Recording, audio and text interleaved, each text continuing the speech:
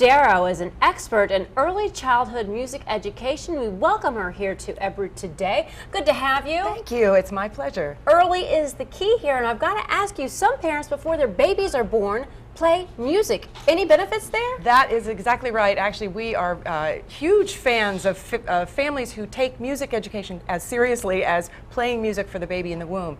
Babies at 4 months gestation are actually processing auditory information.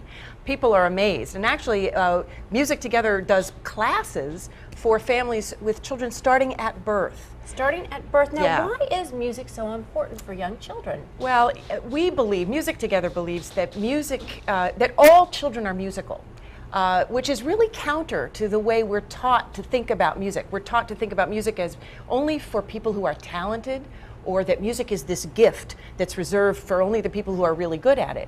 But we really know that all of us, each of us, is born with the right equipment, so to speak, to be a music maker.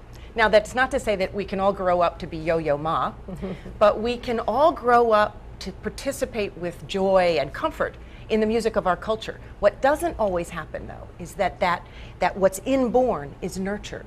So you see, this is a nature-nurture kind of Right, thing. so if parents like me who may not have the most on-key singing voice avoid singing to their kids, a bad thing. Is it better to sing off-key than to sing at all? I'm going to share with you a little personal story about that. Please do. I am living proof Okay. that a parent who can't sing can still raise a musical child. Oh, okay. When I was growing up, we used to take long car trips. That was our family vacation.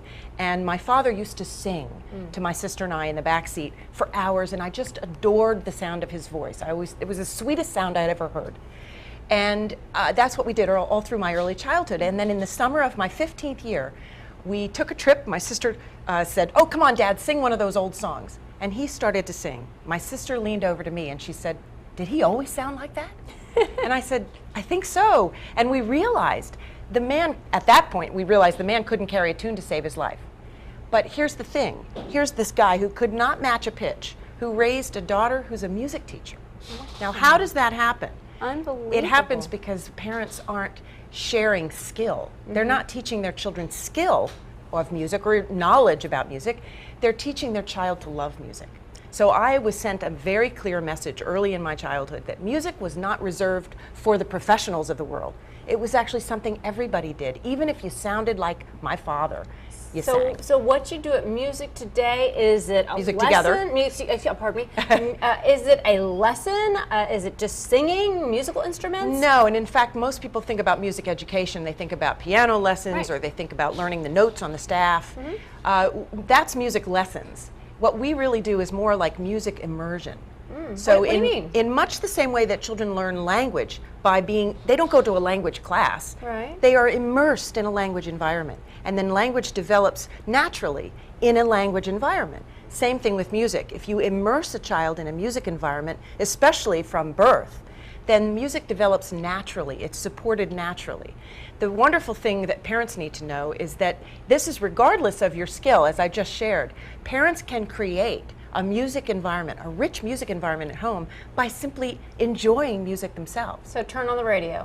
Well, I'm glad you asked about that, because think about what, now you know that you as a mom, you know that young children model you, right? They mimic you. Right. So if I'm the mom and I'm turning on the CD player or the radio at home, thinking, well, that's teaching my child music, what am I really teaching my child to do?